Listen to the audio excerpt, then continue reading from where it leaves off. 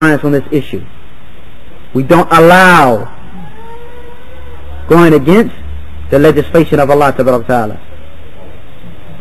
We don't believe that the means justifies the end. We don't see it as a matter like that.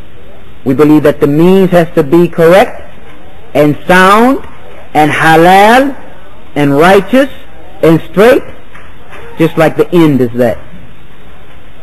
So this is very important to understand also, that the Muslim is upon that which is straight and that which is clear and that which is righteous, always aware of the limits set out by Allah Ta'ala, never trying to transgress those limits, never believing that it's permissible for him or her to transgress those limits.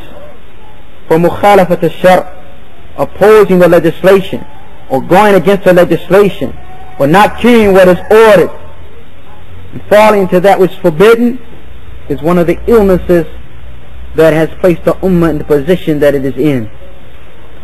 So that which is halal, and that which is haram, and we have to be aware of each of them and to avoid the haram and do that which is halal.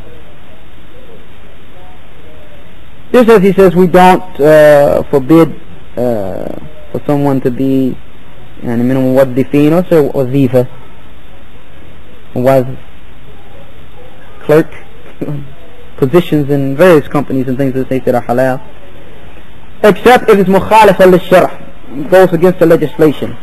And we see that the Ummah of Islam, that it must have these type of people in each situation, but that we advise them that it must not be against the legislation of Allah. 45th point he mentions here, that we do not see da'wah to Allah Azza wa Jal, da'wah to Allah Azza wa Jal, we don't use as a means to this da'wah plays and songs and things of this nature, at-tamthiliyat, which are plays, because the majority of the cases is that this is lying. Someone comes and this is Khalifa Abu Bakr and this is Umar, and what did Umar say to Abu Bakr? And here comes Uthman, and using this as a means of da'wah, we don't see that this is something permissible, because it has in it lying. That's not Abu Bakr, that's Brother Yasser from around the corner. That's not Uthman, that's Bilal, I know who that is. So that's lying, and this is not a means of da'wah. Once again, the end doesn't justify, and the means doesn't justify the end, or vice versa. All of it has to be good and correct. Nor a nasheed, he says. We don't see nasheed as a way of da'wah. He said it harms more than it benefits, and in it is a similarity of being similar, he says, to the West, to the Gharb. So he puts in it the point that we should not be similar to the kuffar, which is a very important principle, and in this there is similarity to the West, and in it also is taking us away from that which is more important, like the matters of Quran and memorization of Quran. You find some that have memorized 10 and 20 and 30 so-called Islamic songs and haven't learned juz'an. So we don't see this as a means of da'wah, and this is a means of da'wah of certain groups. So he said this is not from ad-da'watus-salafiyyah. This is not from ad-da'watus-salafiyyah. It might be from some other da'wah, but it's not from ad-da'watus-salafiyyah. We don't put on plays and we don't sing Islamic songs. That the other means, or asalib ad-da'wah haditha, the new beneficial means of da'wah, like I guess ashrita and tapes and magazines and so on and so forth, that are Islamic, do not come out of the principle of whether or not it's permissible. I mean, if it's permissible in qabl, then it's okay. Not, then it's not. If it's beneficial, then we can use it long as there's nothing haram involved in it. And we do not see bay'ah, al-bay'ah, oath of allegiance, of taking allegiance, except to the wali al-amr al-muslimin, except to the wali al-amr, the amir, the true amir, that the ummah has gathered upon, either by the choice of ahl al-hil wal-aqd, people of ilm, or he has come into position because he has taken over physically, and they take allegiance to him in this case to remove the fitna, and to gather the Muslims. But taking bay'ah to someone who is weak and unknown, or who is weak in general, this is not from the shara. This is not from the legislation. He doesn't have any authority. He doesn't have any sulta. He cannot defend the Muslims. Doesn't have the bay'ah of ahl al-hil wal-aqd. He's not someone that's known that he's the Imaam, like what is going on sometimes. I don't know if you have it here, but in the States we have people who have maybe 2 or 3 communities have bay'ah to him. The kuffar come and get them and take them somewhere. He can't do anything about it. He doesn't have any sulta in regards to that. He doesn't have any sulta, no type of authority whatsoever, except upon them and that which they allow him to have. This is something that is a bid'ah, and this is something that is not allowed, and it's not from a ad-da'watus-salafiyyah, even though you might find some individuals claiming to be salafis who have this illness. And we see that the hadith says, he who dies and does not have upon his neck bay'ah, that is regarding the one that the ummah, the ummah has gathered upon, or ahl al-hil wal-aqd rather, has gathered upon, as Imaam Ahmad has said in his Masail, and that these bay'at, these people taking allegiance to other people, al-mubtadi'ah, this innovative stuff, is what has separated the ummah. And it is really also a block or obstacle to giving nasiha to the Imam, because he won't accept nasiha if he believes that there's some secret organization that already has Amir other than me. What are you coming to me for?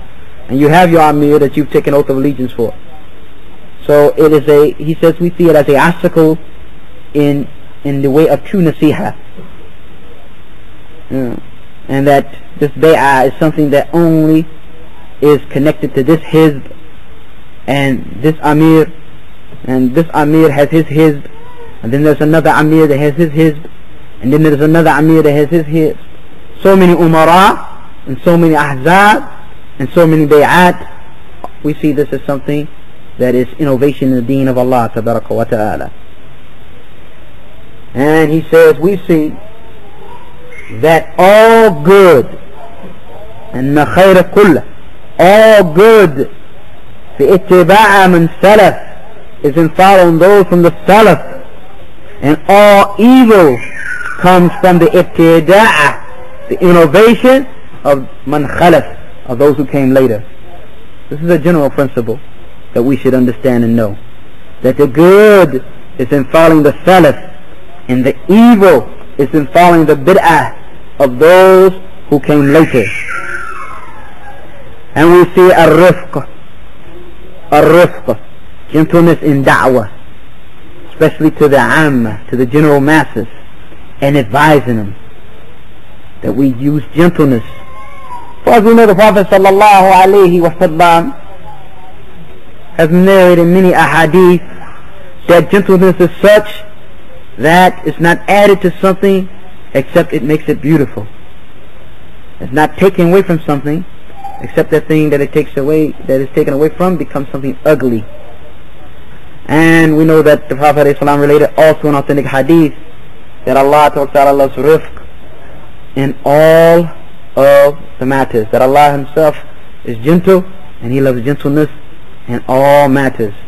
And we can take the hadith of the Prophet sallallahu alaihi wasallam sitting with his beloved wife Sadiqa bint Sadiq, Aisha radiyallahu anha, al-Mu'mineen, who we seek nearness to Allah Ta'ala with our love for her, sitting with her, and a Yahudi passes by, the Yahudi, the one who is under the wrath of Allah Ta'ala, the one who has the humiliation of Allah Ta'ala upon them, the one who Allah Ta'ala took some of them and turned them into pigs and monkeys, had the audacity to say to al-mab'uth bi rahmatin lil alameen, the one who was sent with mercy to all mankind, the one sent with a guidance, assalamu alaikum, death be upon you.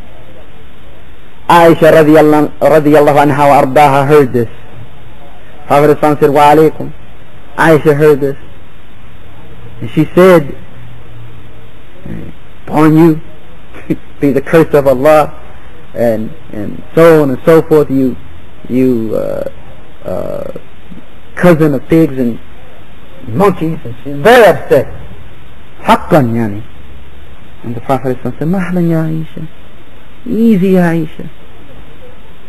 Gentleness here with the Yahudi who came with that greeting that Allah Ta'ala revealed from the heavens, that greeting which is the greeting of the Malaika, the greeting of the Anbiya, the greeting with Salam, the greeting with Rahmah. He takes it and turns it against the best of the messengers, Muhammad sallallahu alayhi wasallam, and uses it in the most rude manner, wishing death upon the one coming with the guidance. And this is the way of the Yahud and those who follow them from Ahl al-Bidah. They want from Ahl Sunnah wal Jama'ah to die. They want ad-da'watus-salafiyyah to be shut down. They want us one place in our graves, non-existent. They don't want to hear our voices. They don't want to attend the conferences. They don't want to hear our da'wah. Just as they had the position they had regarding Muhammad sallallahu alayhi wa sallam, our beloved Nabi, bi abihi wa ummi sallallahu alayhi wa sallam, that you die.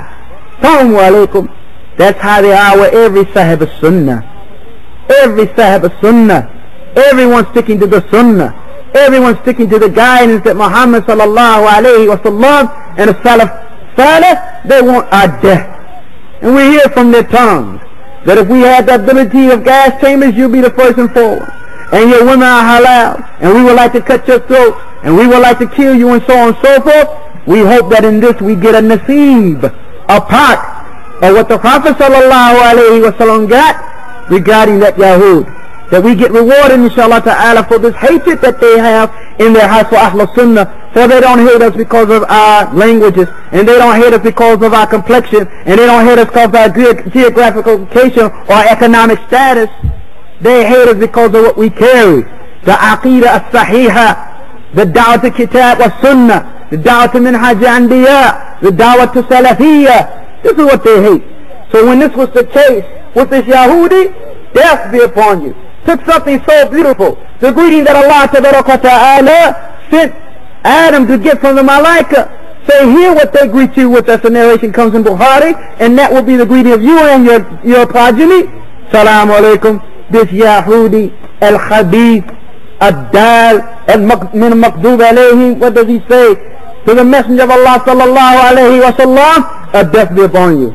And Aisha, that mu'minah, being angry, being upset, probably tearing inside, which she could get at him. Then and upon you the curse of Allah. You, Allah connected to Jews, and you pig and chimpanzees, and Allah, and even they are better than them. Ala kulli halin. The Prophet told her to have ease. Ya Aisha. She said, did you not hear what he said? The Prophet sallallahu alayhi wa sallam said, yes, but did you not hear what I responded? And my dua will be answered. Oh, kama qala salam. So this rifqin with the Yahud. What about the awam from this ummah who never learned Tawheed, who don't know the distinction between Tawheed and Shirk, who never learned Sunnah, who don't know the distinction between Sunnah and Bid'ah, who have not yet realized that which is the guidance of Allah Ta'ala, revelation sent down from the heavens, the path of Muhammad ibn Abdullaah sallallahu alayhi wa sallam, and those who follow them righteously, from that which is the opinions and viewpoints and traditions of men. We have to have rifq with them, because what we want is that they be guided. And people can sense from you from your